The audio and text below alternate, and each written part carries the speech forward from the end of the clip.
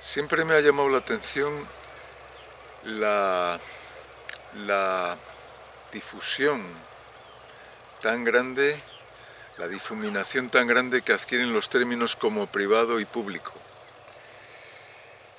Cuando yo ahora acabo de salir del piso que estoy pagando y que tengo todavía hipoteca, evidentemente, pues digo que es mío, que es privado. Cuando estoy ahora aquí en este sitio, al lado de Villaverde de Sandoval, en el monasterio, esto dice que es público. La confusión al respecto es bastante notable porque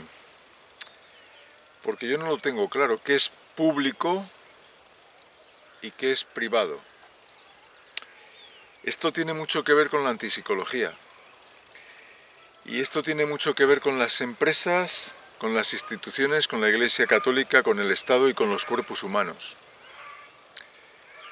Cuando se metieran aquí los monjes, eso no lo construían ellos, lo construía una serie de manos que pertenecían a un estado, que estaban en un estado, en concreto en León. Al principio dependía parece ser de la diócesis de Valladolid o de Valladolid, pero ellos no lo construían y decían que era suyo, que vivían ahí.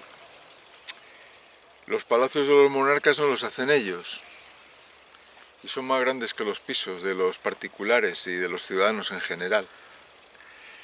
Quienes salen en la televisión pública a veces son hasta nietos de Franco y hacen ahí pastelitos en MasterChef o hijos de marqueses. Sin embargo, otra serie de personajes del pueblo no salen. Eso sí, cuando hay que ir a estar en las mesas electorales, pues te llaman. Y si no vas te ponen una multa. Pero si no vas a un programa de televisión, a un concurso, a decir que sabes que Felipe II era el hijo de Carlos I en principio, pues no te llaman para que des tu opinión. Esto me llama mucho la atención porque lo público y lo privado, por ejemplo, Amancio Ortega cuando dice que da suyo el dinero, pero claro, da suyo el dinero porque hay un pueblo como puede ser pues ahí donde hagan la manufactura de los productos, que no es suyo, ¿no? Aunque es verdad que si lo hacen es porque les sale más rentable que si no lo hicieran. Si no, creo yo que no lo harían. Nadie trabaja gratis, aunque trabaje por muy poco dinero, pero a lo mejor suficiente para vivir. Pero desde luego que es muy disparatado, o por lo menos comprometido, y yo estoy aquí ahora improvisando una cosa que aunque la he pensado mucho tiempo, incluso he escrito algún artículo, y que en Dios y la democracia también pues lo testimonié, pues no lo tengo muy claro. Es decir, que quien quiera que sepa mucho más que yo, pues que me corrija. Pero cuando hablamos de la educación pública o privada o concertada, yo ahí me pierdo totalmente. Porque los profesores de la pública muchas veces han estado en la privada. Los profesores de la privada, pues también, bueno, reciben dinero público, porque si no, ¿cómo van a ser los conciertos? Quiero decir que está muy difuminado, no es algo muy claro y muy distinto como las ideas que pretendía Descartes. Por el contrario, es objeto de muchísimas dudas que nos causa este particular. Tantas que yo no sé hasta qué punto, bueno, pues la educación pública o la educación privada son y responden a esos adjetivos. Por ejemplo, una educación privada aquí en León, un colegio privado, se mantiene porque hay servicios públicos, hay alcantarillado, hay semáforos, hay policía, hay seguridad, hay médicos que han estudiado a lo mejor en la pública y que luego están ejerciendo en lo privado, pero claro, es que es muy distinto, es muy comprometido decir que algo es público y lo privado. Yo creo que están muy envueltos y que el conflicto que se produce aquí es manifiesto, porque es un desconocimiento total el que yo creo que tenemos respecto a esto. Y es tal el desconocimiento que creo que lo mejor es lo que solemos hacer y es darlo por sabido. Pero cuando uno se enfrenta con la cosa misma, pues aparecen muchos, digamos, problemas.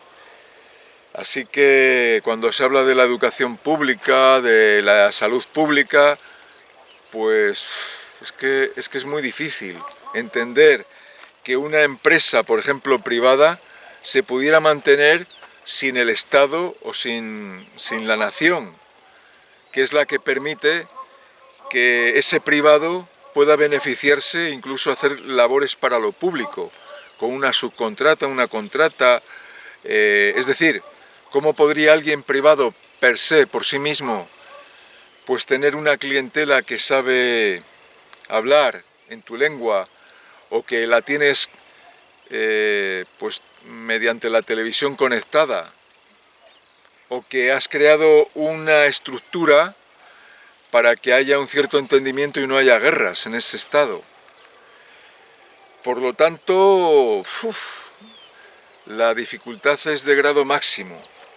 Como solemos pasar por alto lo que queremos, bueno, lo que creemos, pues parece ser que está claro, pero ya digo que es muy oscuro todo y que sería harto comprometido meter ahí el bisturí. Pero claro, cuando por ejemplo en un programa de televisión de la pública se privilegia, por ejemplo en Operación Triunfo, ¿no?, a cantantes o a una cierta sección, un segmento, a músicos o a gente que hace comidas, pues estamos negándoselo a otros segmentos, con lo cual ahí lo público está dejado un poco al arbitrio de los que dirigen la televisión pública, que no son públicos, sino que son seres particulares, entes particulares. Y ese es un gran problema también político, porque ¿acaso las empresas privadas, si no fuera porque hay un Estado, que hay una educación donde tú has condicionado a la gente a que consuma, a que tenga pues un lenguaje común, a que tenga unas ciertas costumbres que vertebran a un grupo, a un colectivo antropológico determinado para que salgan adelante esas empresas privadas? Pues yo creo que es muy difícil. Y tal vez pues haya que replantearse todo esto porque aparecen muchas grietas por todos los lados, ¿no? Cuando vemos que en el monasterio de Samos, camino a Santiago de Compostela, una parada del Camino de Santiago, pues hay allí un monasterio precioso donde dio clase Feijóo y donde estudió, donde se formó, entre otros sitios. Luego se fue a Oviedo, pero vemos que allí está pues solo 12 monjes y que eso lo tienen ellos, y que hay una cantidad de habitaciones vacías que se podrían ocupar con módicos precios y rehabilitando eso, pues hombre, la Iglesia Católica en este caso la veo yo un poco, pues igual que cuando vamos a asilos, que yo he estado ahí una semana y he visto que, bueno, pues que hay una estructura ahí que se mantiene, pero que hay dependencias para cobijar a otra gente. Claro, ellos dirán que es suyo, pero claro, yo creo que yo no. Y cuando vamos a otros monasterios o templos o otras dependencias, tanto estatales, de sindicatos, y vemos que están vacías, que no tienen uso, pues todo esto nos lleva a preguntarnos cosas. Yo no las voy a contestar ahora, pero se podrían dinamizar mucho más las relaciones sociales y así también en los institutos públicos, para que se aprovecharan los campos de fútbol y tantas otras áreas, ¿no?, de baloncesto, gimnasio. Claro que eso llevaría un coste, pero como hay unos privados que encima presumen de ser privados haciendo gimnasios, etcétera, y eso que está público no se usa, pues claro, te lleva un poco a decir, bueno, ¿qué está pasando aquí? Entonces ya digo, público-privado pues es un poco como dentro-fuera, es es muy complejo. Y además es muy complejo porque los seres que estamos en este mundo existiendo dejaremos de existir. Y lo que es de uno, si no tiene herederos, pasará a otros. Y si los tiene herederos, a lo mejor destruyen lo que él había dicho, él que había construido. Entonces, la complicación, como digo, pues es enorme. Y eso nos lleva pues simplemente a estar esta tarde de domingo aprovechando los últimos rayos del sol y decir que bueno, que menos mal que hay pájaros como estos y una naturaleza tan chula, pues a mediados de noviembre en León del 2024, y esto lo tengo como boceto para Antipsicología. Quien lo tenga claro, pues yo, vamos, le felicito, pero hay una complicación total, ya que yo creo que hay más que público y privado, hay unos vasos comunicantes que habría que, pues como digo, reorientar para un mejor aprovechamiento de los recursos.